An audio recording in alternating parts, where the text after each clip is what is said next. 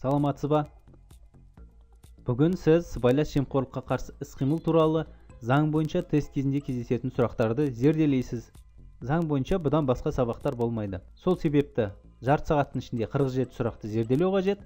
Қалған уақытта бақылау тестін тапсырып, өз біліміңіздің деңгейін байқайтын боласыз. Кеттік. Бірінші сұрақ.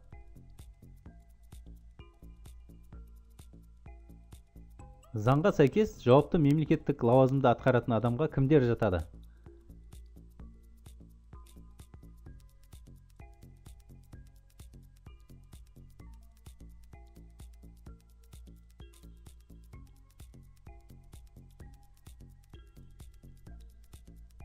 Бұл заң бойынша жалпы кездесетін сұрақтар, түсіндірмелер өте ұзақ болып келтірілген. Сол себепті мұқият болу қажет. Дұрыс жауабы, жауапты мемлекеттік лауазымды атқаратын адамға Конституцияда, конституциялық және өзге де заңдарда белгіленген лауазымды атқаратын адамдар жатады. Оның ішінде парламент депутаттары, судья, сол сияқты мемлекеттік саяси лауазымды не А корпусының мемлекеттік әкімшілік лауазымын атқаратын адам. Келесі сұрақ.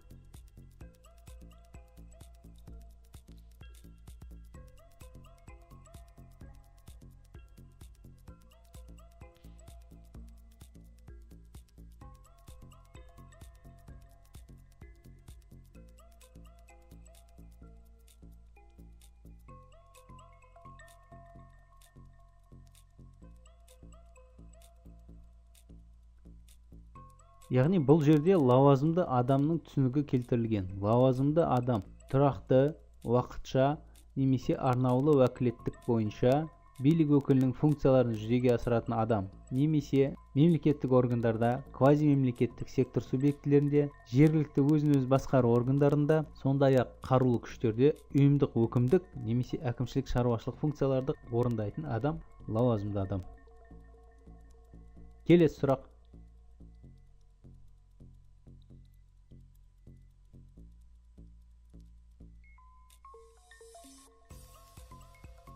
Жеке мүдделер мен лауазымдық өкілеттіктер арасындағы қайшылық. Жеке мүдделер лауазымдық өкілеттіктерді тиісінше орындамауға әкеп соғуы мүмкін жағдай қалай аталады?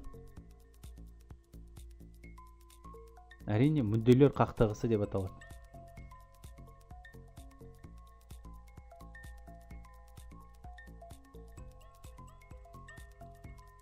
Келесі сұрақ.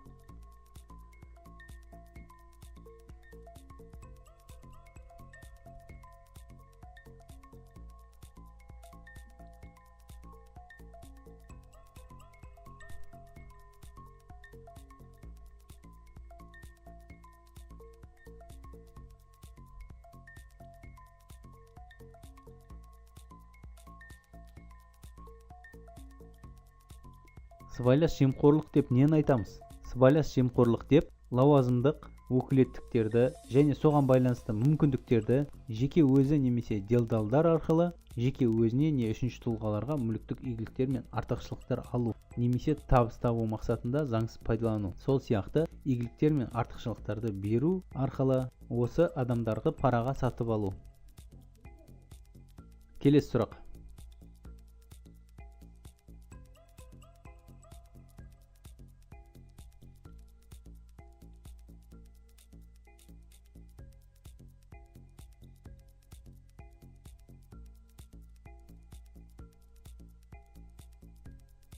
Сыбайлас жемқорлыққа қарсы саясат, яғни сыбайлас жемқорлық тәуекелдерін азайтуға, қоғамның мемлекеттік органдар қызметіне сенімін арттыруға бағытталған құқықтық, әкімшілік және ұйымдастырушылық шаралар сыбайлас жемқорлыққа қарсы саясат деп аталады. Келесі сұрақ.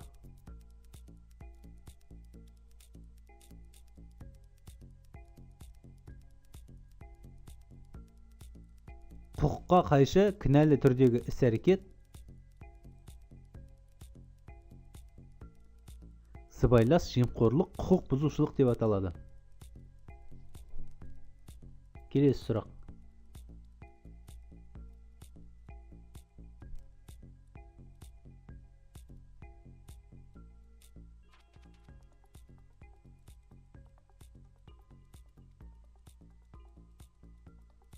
Ал мұндай құқық бұзушылықтарды жасауға ықпал ететін себептер мен жағдайлардың туындау мүмкіндігі Сыбайлас жемқорлық тәуекелі деп аталады. Келесі сұрақ.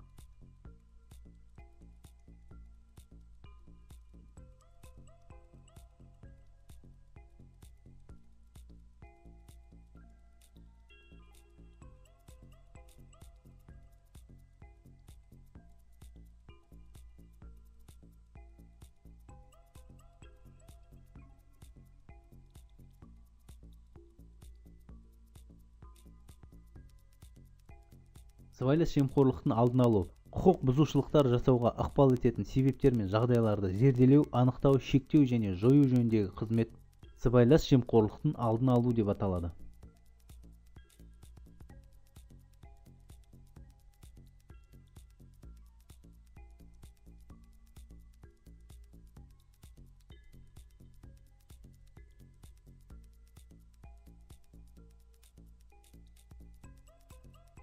Қылмыстық жауаптылық пен жаза міндетті түрде қылмыстық кодексте көзделеді.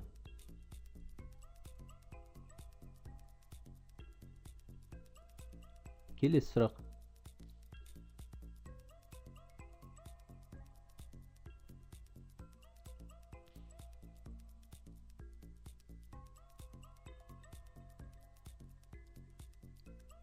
Ал әкімшілік жауаптылық пен жаза тиісінше әкімшілік құқық бұзушылық туралы кодексте көзделеді. Келесі сұрақ.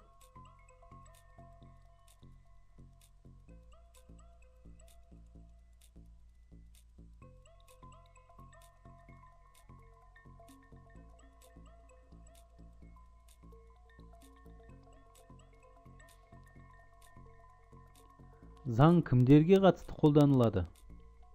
Сыбайлас жемқорлыққа қарсы іс-қимыл туралы заң республиканың аумағында жеке және заңды тұлғаларға қатысты қолданылады.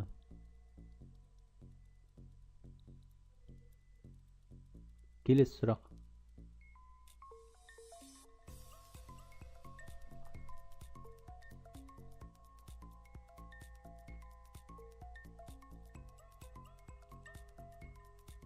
Сыбайлас жемқорлыққа қарсы іс-қимылдың бірнеше қағидаттары бар.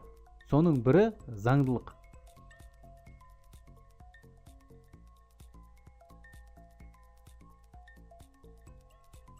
Келесі сұрақ. Сыбайлас жемқорлыққа қарсы іс-қимыл қағидаттарының бірі.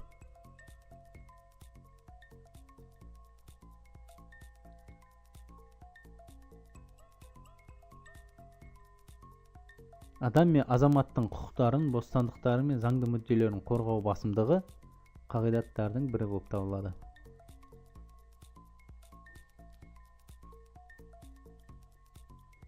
Келесі сұрақ. Сыбайлас жемқорлыққа қарсы іс-қимылдың тағы бір қағидаты жариялылық пен ашықтық.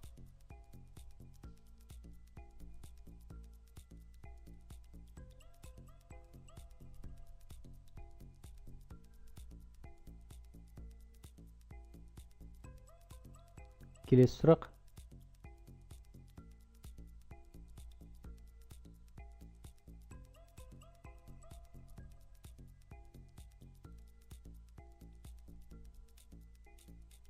Мемлекет пен азаматтық қоғамның өзара іс-қимыл жасауы сыбайлас жемқорлыққа қарсы іс-қимыл қағидаттарының бірі болып табылады. Келесі сұрақ.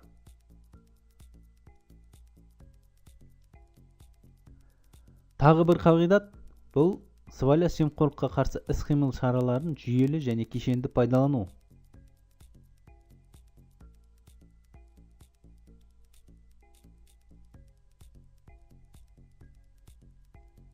Шараларды жүйелі және кешенді пайдалану.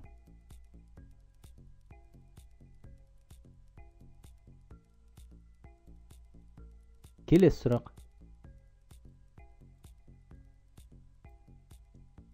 Тағы бір қағидат.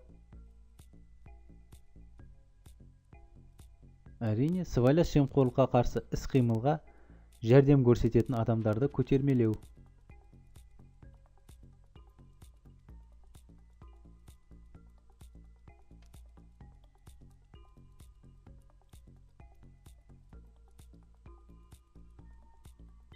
Келесі сұрақ.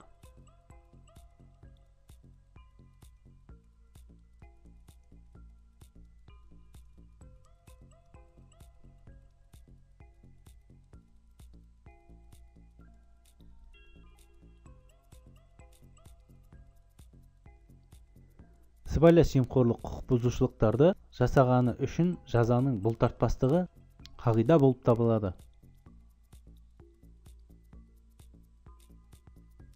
Келесі сұрақ.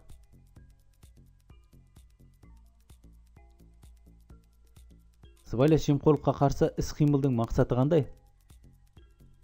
Мақсаты қоғамда сыбайлас жемқорлықты жою.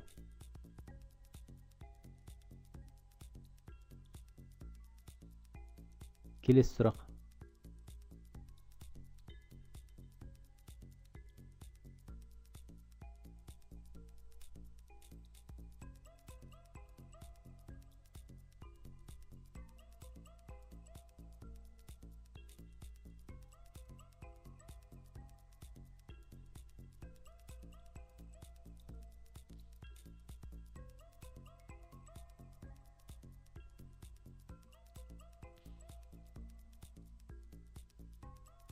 Сыбайлас жемқорлыққа қарсы мониторинг дегеніміз, яғни ақпаратты жинау, өңдеу, жинақтап қорыту, талдау және бағалау жөніндегі қызмет. Келесі сұрақ.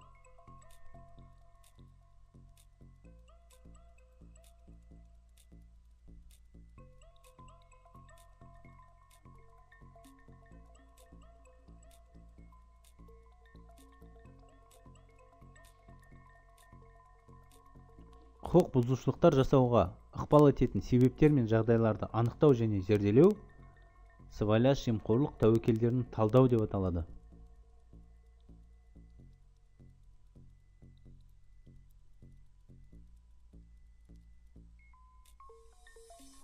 Келесі сұрақ.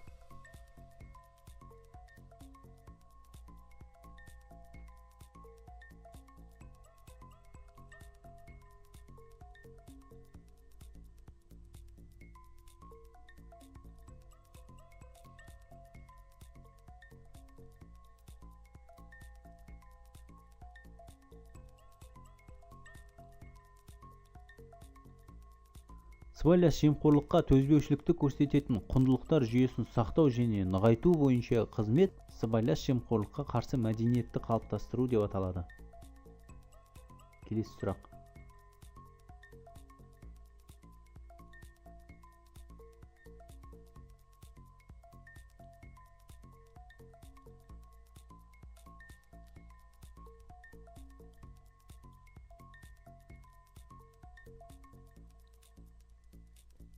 Сыбайлас жемқорлықтың алдын алуға бағытталған ұсынымдар жүйесі сыбайлас жемқорлыққа қарсы стандарттар деп аталады. Келесі сұрақ. Ал бұл стандарттарды кім әзірлейді?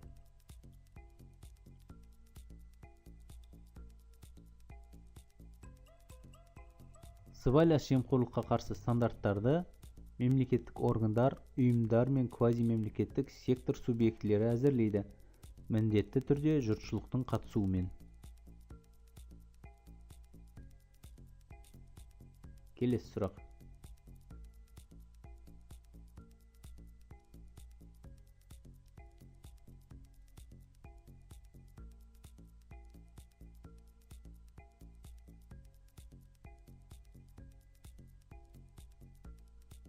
Сыбайлас жемқорлыққа қарсы шектеулердің бірі мемлекеттік функцияларды орындаумен сыйыспайтын қызметті жүзеге асыруға болмайды.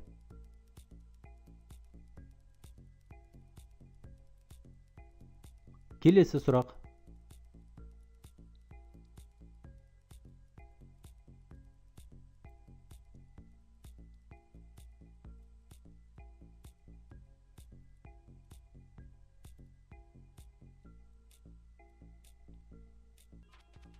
Сыбайлас жемқорлыққа қарсы шектеулердің тағы бірі жақын туыстарының бірге қызмет істеуіне жол берілмейді.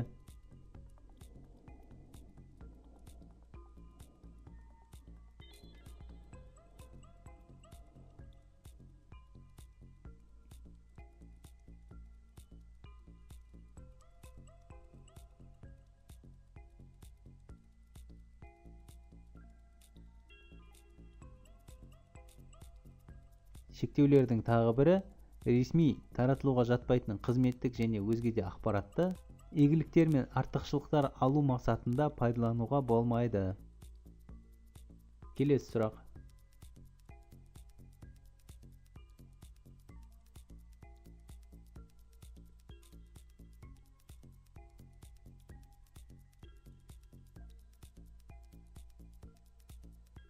Шектеулердің тағы бірі сыйлықтар қабылдауға болмайды.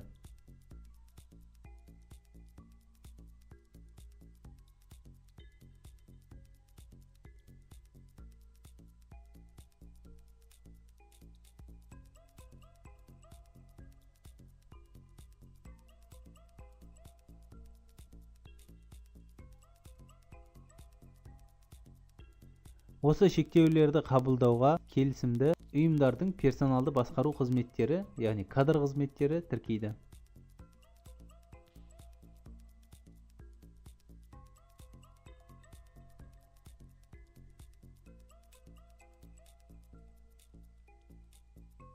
Ал қабылдамаудың салдары лауазымға қабылдаудан бас тартуға немесе лауазымнан шығаруға әкеп соғады.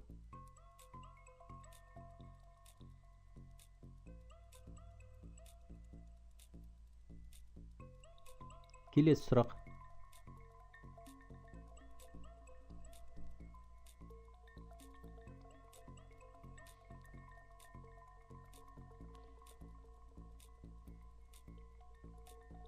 Әрине, кәсіпкерлік қызмет мемлекеттік функцияларды орындаумен сыйыспайды.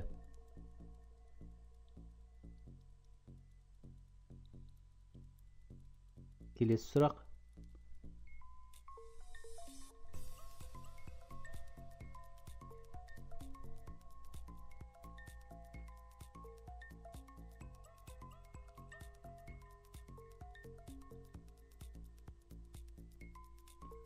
Инвестициялық қорлардың пайларын, облигацияларды, коммерциялық ұйымдардың акцияларын сатып алуға ұлттық банктің төрағасы мен оның орынбасарлары үшін тыйым салынған.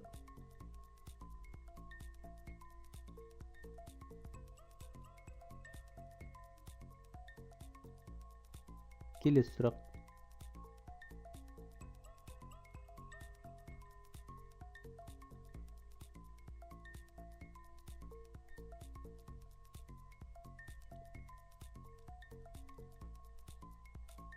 Лауазымға кіріскен күннен бастап күнтізбелігі 30 күннің ішінде кіріс әкелуі мүмкін мүлік сенімгерлік басқаруға берілуі тиіс.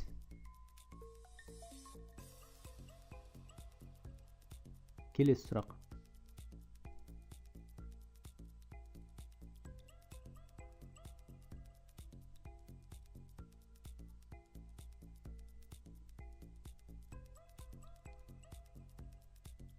Мүдделер қақтығысы орын алған болса, заңға сәйкес лауазымдық міндеттерін жүзеге асыруға тыйым салынады. Келесі сұрақ.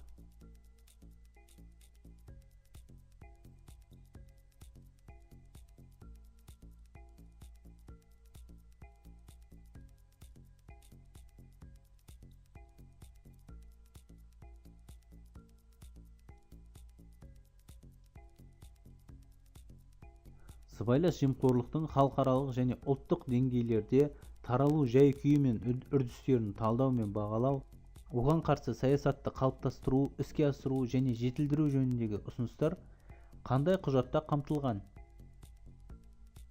Мұндай ұсыныстар сыбайлас жемқорлыққа қарсы іс-қимыл туралы ұлттық баяндамада қамтылады.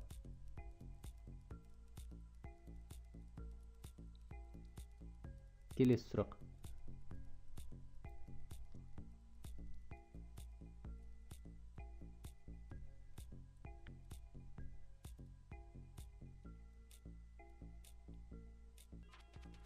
Сыбайлас жемқорлыққа қарсы іс-қимыл туралы ұлттық баяндаманы қалыптастыратын сыбайлас жемқорлыққа қарсы іс-қимыл жөніндегі уәкілетті орган.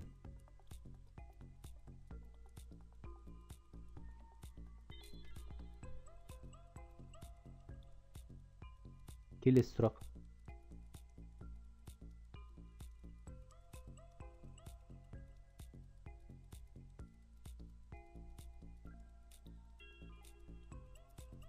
сыбайлас жемқорлыққа қарсы іс-қимыл туралы ұлттық баяндаманы дайындау, президентке енгізу және жариялау тәртібін президенттің өзі бекітеді.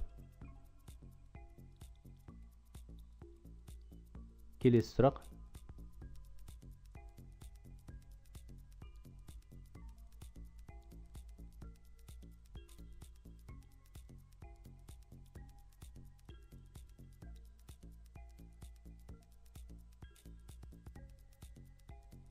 Уәкілетті органның жедел тергеу бөлімшелері сыбайлас жемқорлыққа қарсы қызмет деп аталады. Олар сыбайлас жемқорлық қылмыстардың алдын алуға, анықтауға, жолын кесуге, ашуға және тергеп тексеруге бағытталған қызметті жүзеге асырады.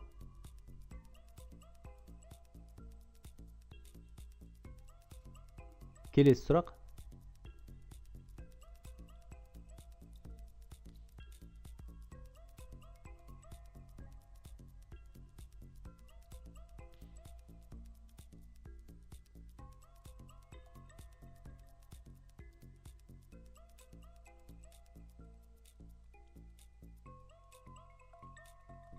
Осы саладағы нормативтік құқықтық базаны жетілдіру жөніндегі ұсыныстар әзірлеу, сондай-ақ өз құзырет шегінде нормативтік құқықтық актілер қабылдау, әрине, сыбайлас жемқорлыққа қарсы іс-қимыл жөніндегі уәкілетті органның функциясына кіреді.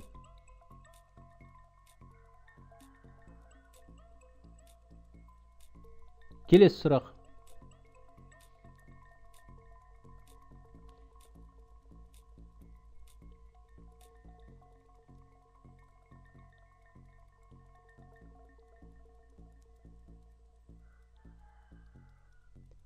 Заңға сәйкес, сыбайлас жемқорлыққа қарсы қызмет басқа уәкілетті органдар мен лауазымды адамдардан ревизиялар, салықтық және басқа да тексерулер, аудит және бағалау жүргізуді талап ете алады.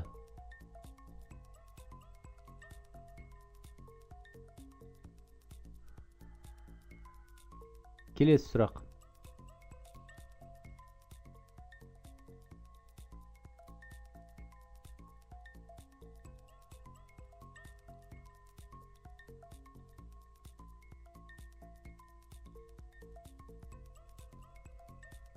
Өз құзыреті шегінде барлық мемлекеттік органдар, ұйымдар, квазимемлекеттік сектор субъектілері мен лауазымды адамдар сыбайлас жемқорлыққа қарсы іс-қимылды жүргізуге міндетті.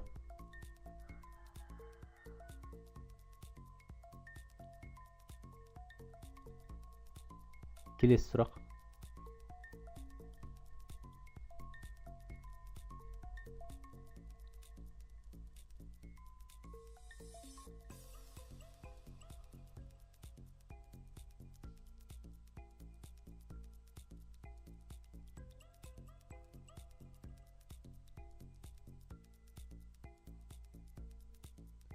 Ал құқық бұзушылықтарды анықтау, жолын кесу, ашу, тергеп тексеру және алдын алу және оларды жасауға кінәлі адамдарды жауапқа тартуды құқық қорғау органдары жүзеге асырады.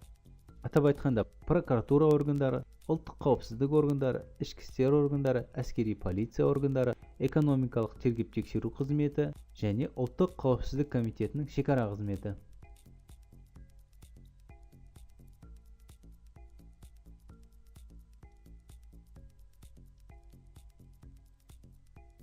Келесі сұрақ.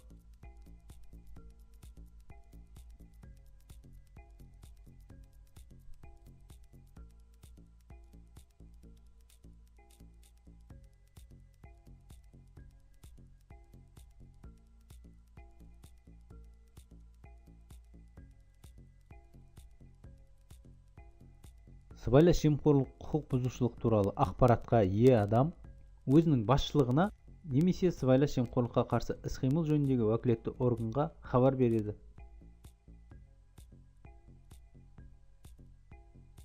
Келесі сұрақ.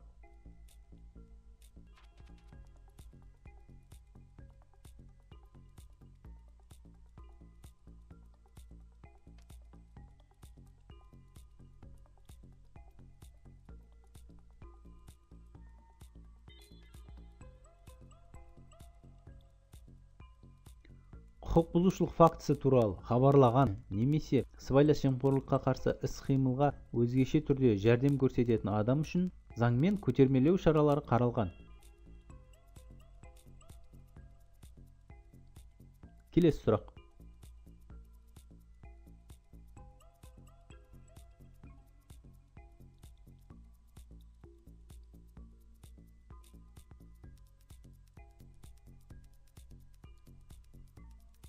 Сыбайлас жемқорлыққа қарсы іс-қимылға жәрдем көрсететін адам туралы ақпарат мемлекеттік құпия болып табылады.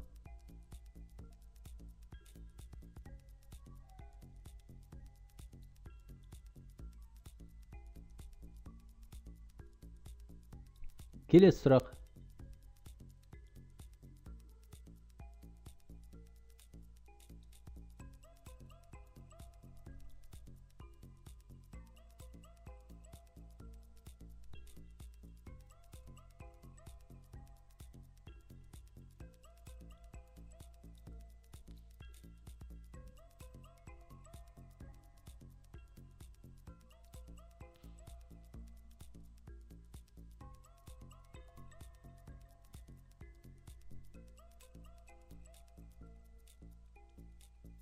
Заңға сәйкес, жұмыстан шығару, тиісті функцияларды орындаудан өзгедей босату кезінде заңсыз алынған мүлік немесе заңсыз көрсетілген қызметтің құны өндіріліп алынбаса, осындай босату туралы шешім қабылдайтын лауазымды адам немесе орган кінәлі адамның тұрғылықты жері бойынша мемлекеттік кіріс органына құқыққа қайшы алынған кірістер туралы хабарлама жібереді.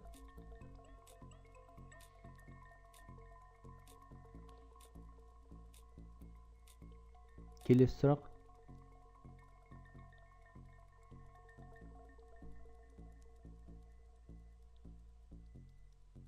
Сыбайлас жемқорлық құқық бұзушылықтар нәтижесінде жасалған мәмілелер, шарттар сот арқылы жарамсыз деп танылады.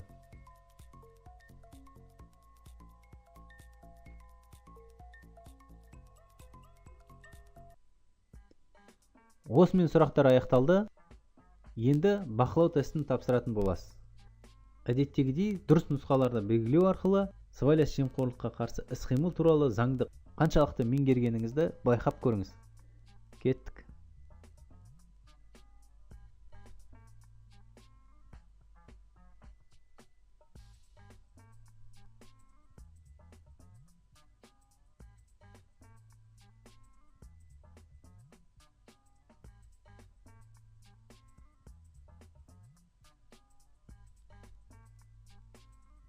Жеке мүдделер мен лауазымдық өкілеттіктер арасындағы қайшылық. Жеке мүдделер лауазымдық өкілеттіктерді тиісінше орындамауға әкеп соғуы мүмкін жағдай қалай аталады?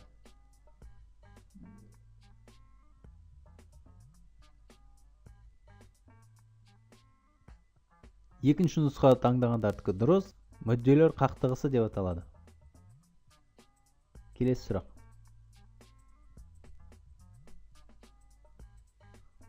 Сыбайлас жемқорлыққа қарсы іс-қимыл туралы заң кімдерге қатысты қолданылады?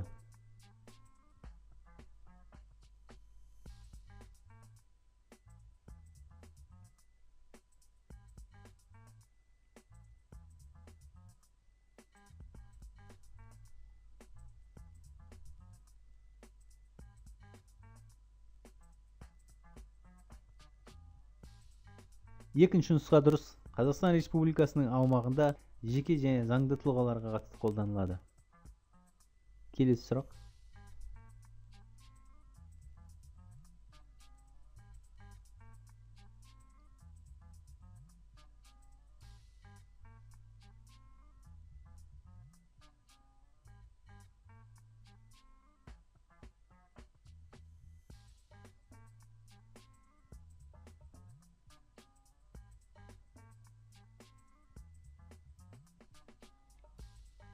Мына түсіндірме қандай нұсқаға қатысты берілген?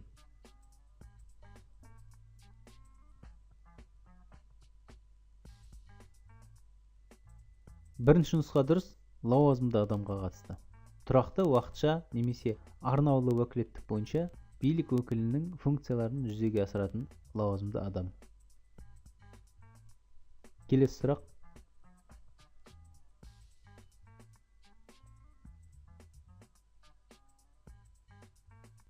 Мына нұсқалардың қайсысы сыбайлас жемқорлыққа қарсы іс-қимыл қағидаты болып табылады?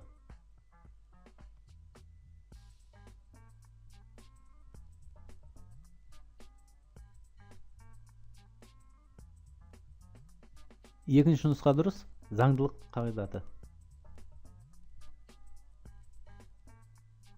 Келесі сұрақ.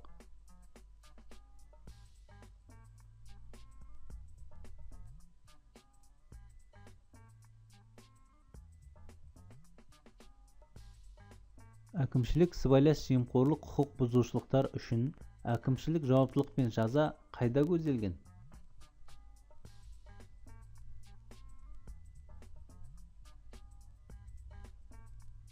Үшінші нұсқа дұрыс, әкімшілік құқық бұзушылық туралы кодексте көзделген. Келесі сұрақ.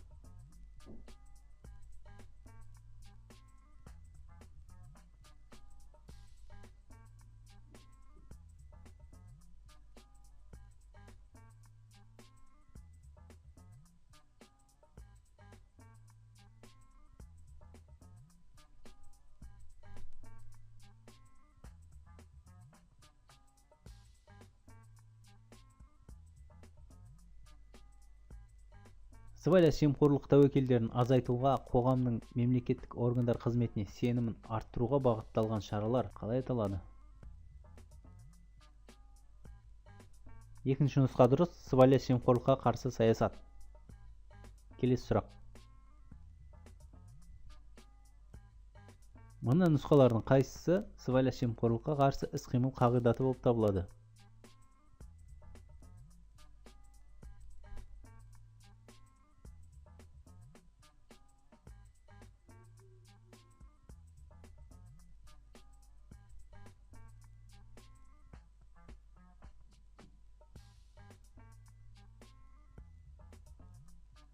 Үшінші нұсқа дұрыс.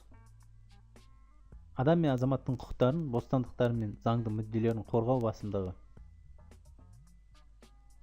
Келесі сұрақ.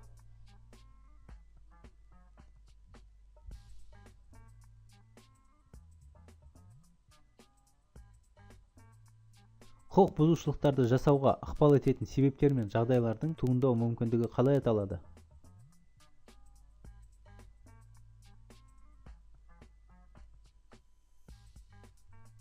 Екінші нұсқа дұрыс, сыбайлас жемқорлық тәуекелі. Келесі сұрақ.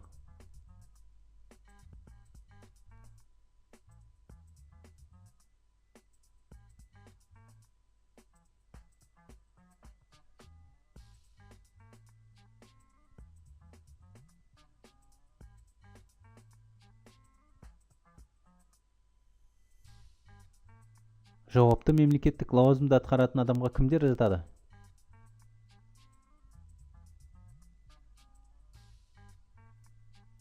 Төртінші нұсқа дұрыс. Конституцияда, конституциялық және өзге де заңдарда белгіленген лауазымды атқаратын адам. Келесі сұрақ.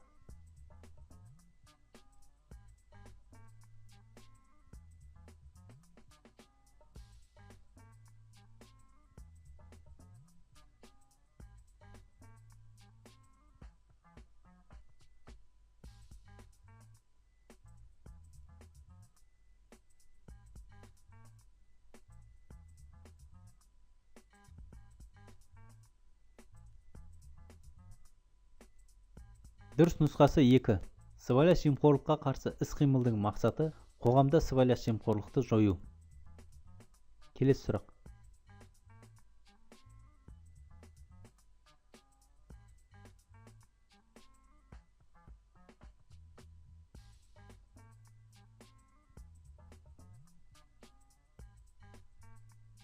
Құқыққа қайшы кінәлі түрдегі іс-әрекет немесе әрекетсіздік қалай аталады?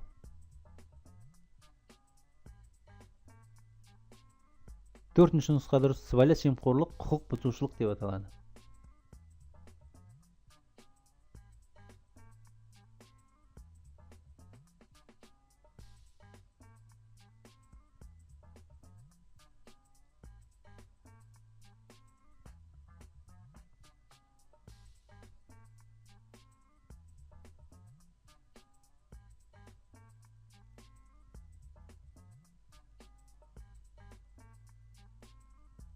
Сыбайлас жемқорлық құқық бұзушылықтар жасауға ықпал ететін себептер мен жағдайларды зерделеу, анықтау, шектеу және жою жөніндегі қызмет.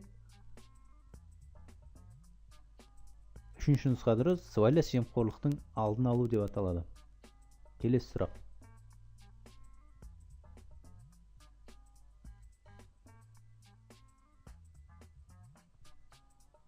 Қағидаттардың бірін белгілеңіз.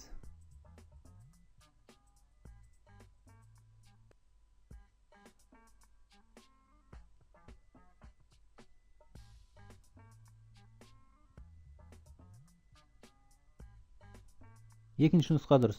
Жариялылық пен ашықтық сыбайлас жемқорлыққа қарсы іс-қимыл қағидаттарының бірі болып табылады. Келесі сұрақ.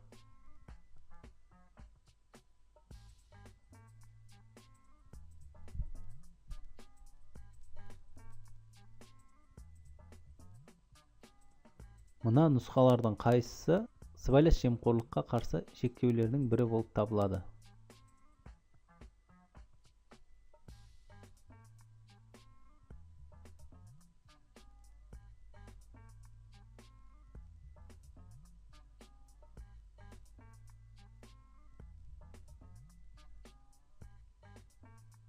Екінші нұсқа дұрыс. Мемлекеттік функцияларды орындаумен сыйыспайтын қызметті жүзеге асыруға болмайды. Келесі сұрақ.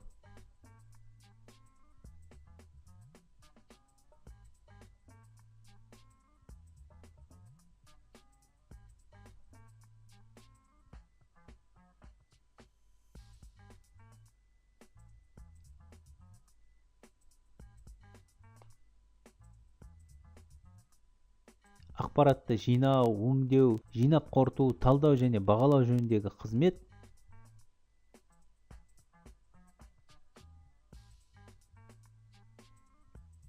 екінші нұсқа дұрыс. Сыбайлас жемқорлыққа қарсы мониторинг деп аталады. Келесі сұрақ.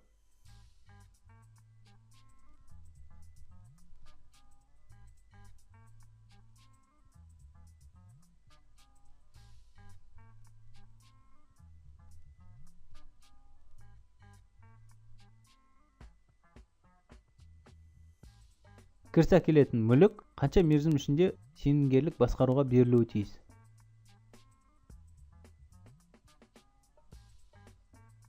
Төртінші нұсқа дұрыс. Күнтізбелік 30 күн ішінде. Келесі сұрақ.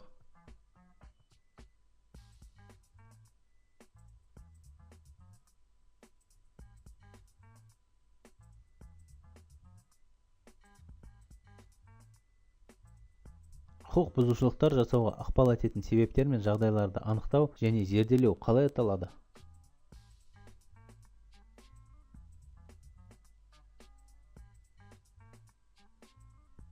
Бірінші нұсқа дұрыс. Сыбайлас жемқорлық тәуекелдерін талдау деп аталады.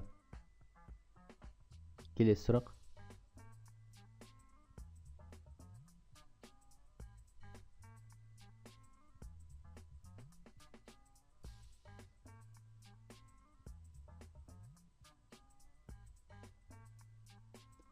Қылмыстар үшін қылмыстық жауаптылық пен жаза қайда көзделген? Үшінші нұсқа дұрыс. Қылмыстық кодексте. Келесі сұрақ.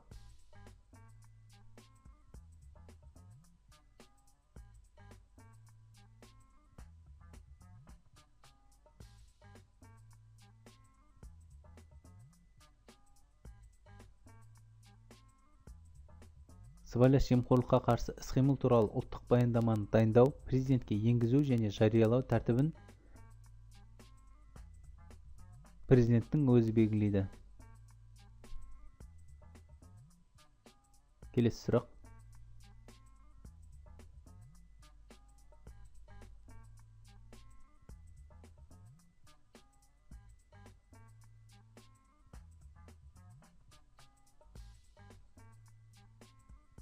Мына нұсқалардың қайсысы сыбайлас жемқорлыққа қарсы іс-қимыл қағидаты болып табылады?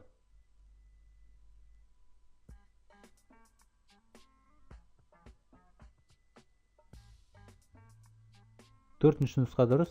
Сыбайлас жемқорлыққа қарсы іс-қимылға жәрдем көрсететін адамдарды көтермелеу қағидат. Келесі сұрақ.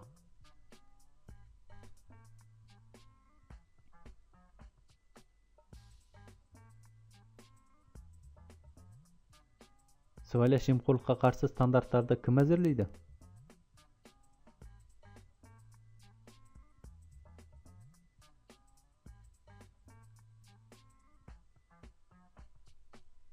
Үшінші нұсқа дұрыс. Жұртшылықтың қатысуымен мемлекеттік органдар, ұйымдар және квазимемлекеттік сектор субъектілері.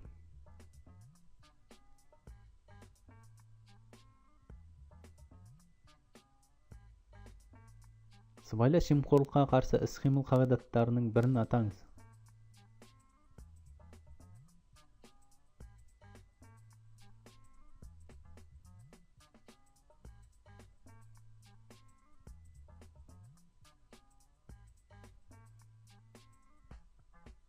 Екінші нұсқа дұрыс. Жазаның бұлтартпастығы қағидасы. Келесі сұрақ.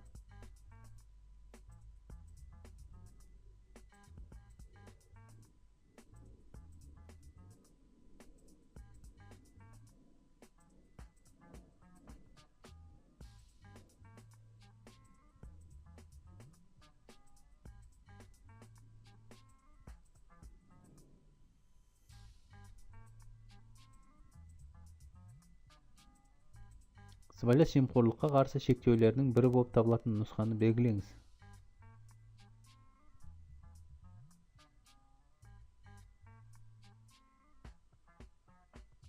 Үшінші нұсқа дұрыс. Жақын туыстарының бірге қызмет етуіне жол бермеу. Келесі сұрақ.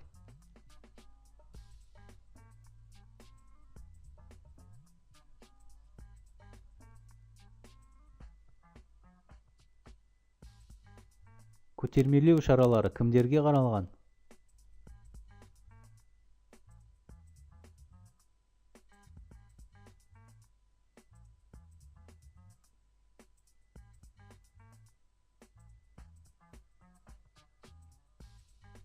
Бірінші нұсқа дұрыс. Сыбайлас жемқорлық құқық бұзушылық фактісі туралы хабарлаған немесе сыбайлас жемқорлыққа қарсы іс-қимылға өзгеше де жәрдем көрсететін адам үшін көтермелеу шаралары қаралған.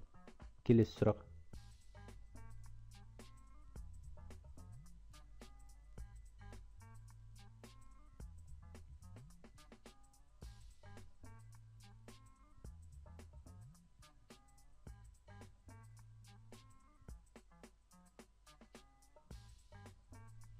Сыбайлас жемқорлықтың алдын алуға бағытталған ұсынымдар жүйесі.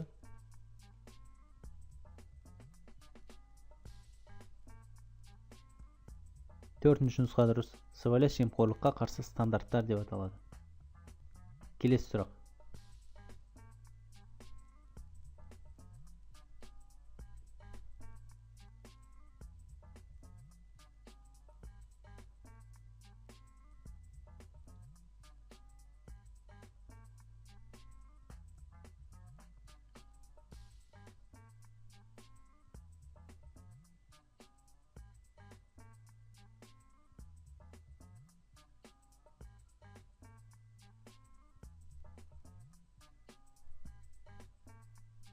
Қысқаша айтқанда, параға сатып алу дегеніміз не? Үшінші нұсқа дұрыс. Сыбайлас жемқорлық.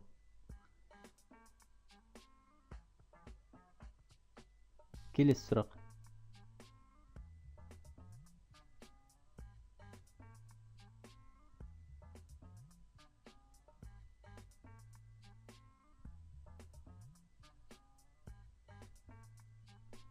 Бұл сұрақтың дұрыс жауабы екінші нұсқа.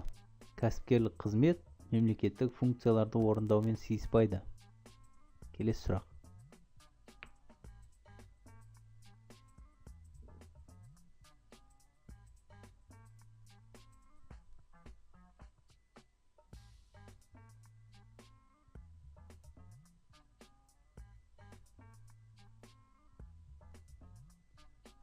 Сыбайлас жемқорлыққа қарсы шектеулерді қабылдамаудың салдары.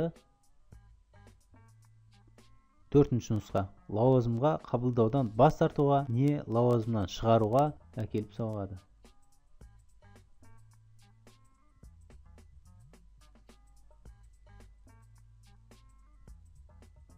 Ревизиялар, салықтық және басқа да тексерулер, аудит және бағалау жүргізуді уәкілетті органдар мен лауазымды адамдардан талап ету құқығы қай органның өкілеттігіне кіреді?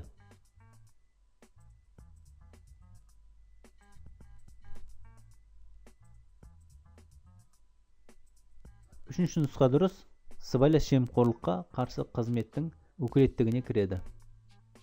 Келесі сұрақ.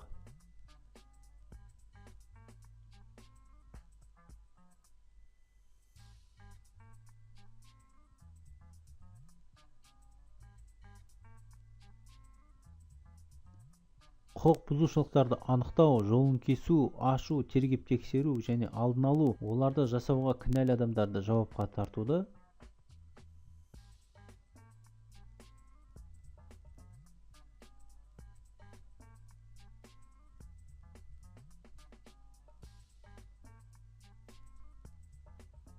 төртінші нұсқа дұрыс, яғни құқық қорғау органдары жүзеге асырады. Келесі сұрақ.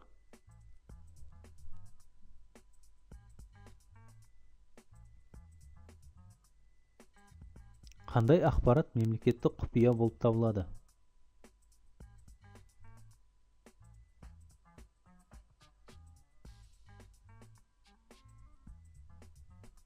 Үшінші нұсқа дұрыс. Сыбайлас жемқорлыққа қарсы іс-қимылға жәрдем көрсететін адам туралы ақпарат мемлекеттік құпия болып табылады.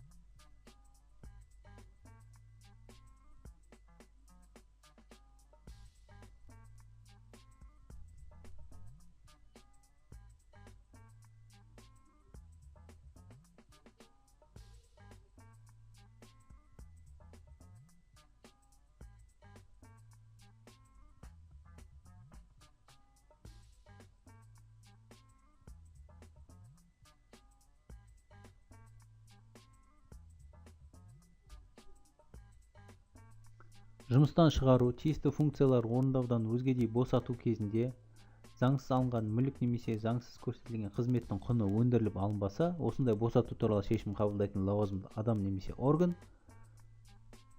Екінші нұсқа дұрыс. Кінәлі адамның тұрғылықты жері бойынша мемлекеттік кіріс органына құқыққа қайшы алынған кірістер туралы хабарлама жібереді. Келесі сұрақ.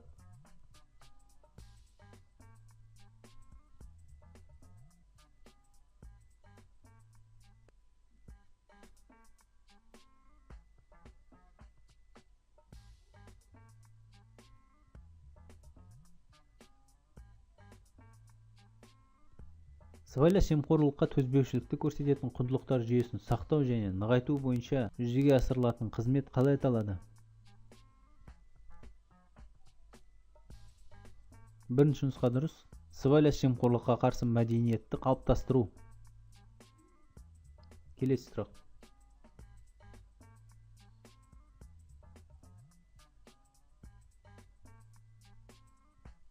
Сыбайлас жемқорлыққа қарсы іс-қимыл қағидаттарының бірін атаңыз.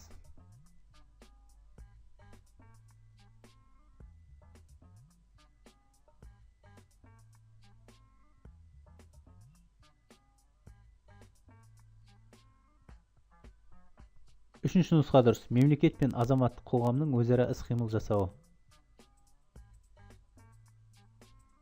Келесі сұрақ.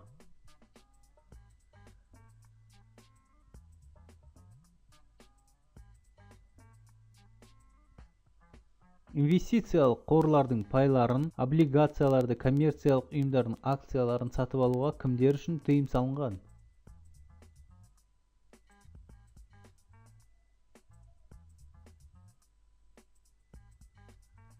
Екінші нұсқа дұрыс. Ұлттық банктың төрағасы мен оның орынбасарлары үшін. Келесі сұрақ.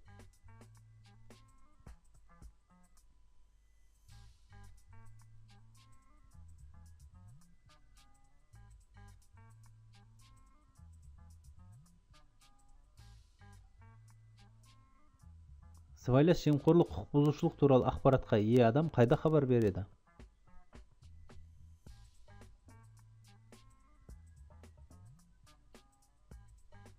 Үшінші нұсқа дұрыс. Өз басшылығына не сыбайлас жемқорлыққа қарсы іс-қимыл жөніндегі уәкілетті органға хабар береді. Келесі сұрақ.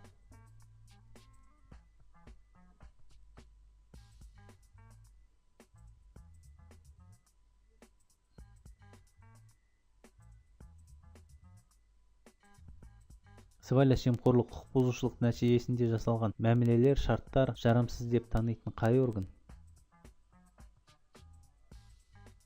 Жарамсыз деп танитын сот. Үшінші нұсқа дұрыс. Келесі сұрақ.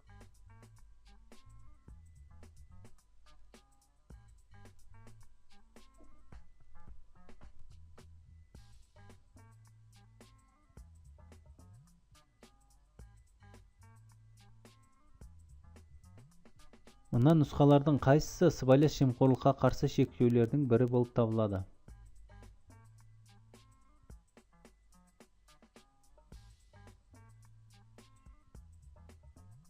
Төртінші нұсқа дұрыс. Мүліктік және мүліктік емес игіліктер мен артықшылықтар алу немесе табу мақсатында ресми таратылуға жатпайтын қызметтік және өзге де ақпаратты пайдалану. Келесі сұрақ.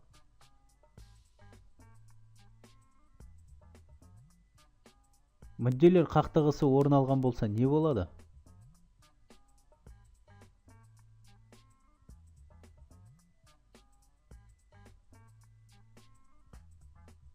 Екінші нұсқа дұрыс. Лауазымдық міндеттерін жүзеге асыруға тыйым салынады. Келесі сұрақ.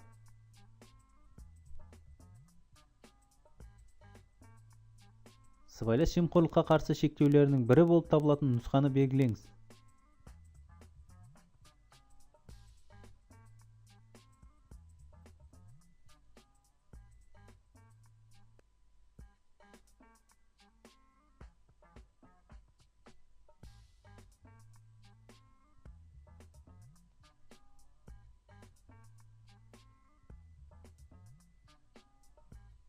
Бірінші нұсқа дұрыс.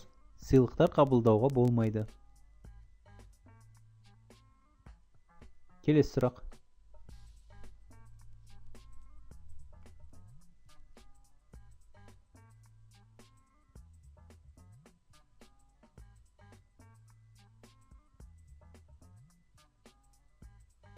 Сыбайлас жемқорлыққа қарсы іс-қимылды жүргізуге кімдер міндетті?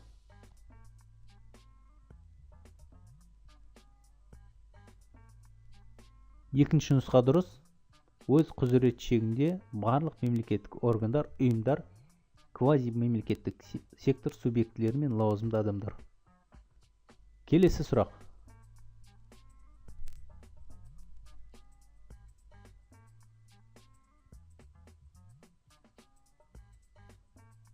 Ұлттық баяндаманы қандай орган қалыптастырады?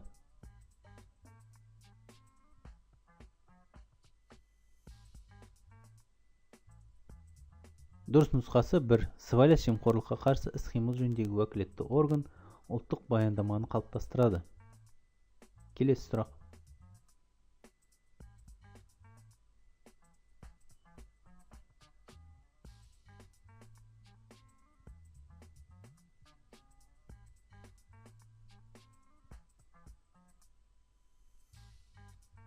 Сыбайлас жемқорлыққа қарсы шектеулерді қабылдауға келісімді кім тіркейді?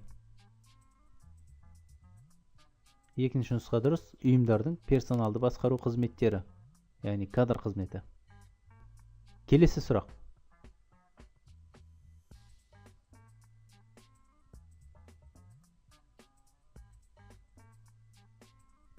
Сыбайлас жемқорлыққа қарсы іс-қимыл қағидаттарының бірі.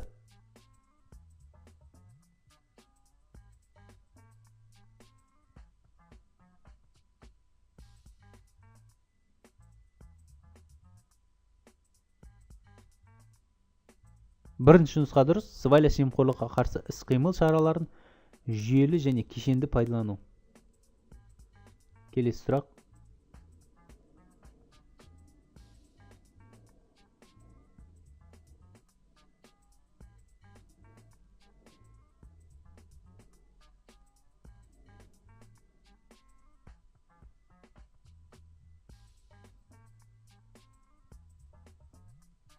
Сыбайлас жемқорлықтың халықаралық және ұлттық деңгейлерде таралу жай-күйі мен үрдістерін талдау мен бағалау, оған қарсы саясатты қалыптастыру, іске асыру және жетілдіру жөніндегі ұсыныстар қамтылған құжат қалай аталады? Сыбайлас жемқорлыққа қарсы іс-қимыл туралы ұлттық баяндама деп аталады. Келесі сұрақ.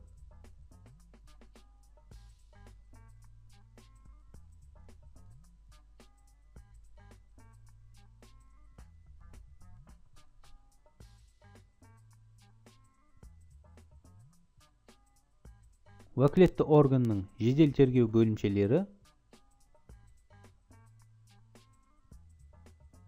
Үшінші нұсқа сыбайлас жемқорлыққа қарсы қызмет деп аталады. Келесі сұрақ.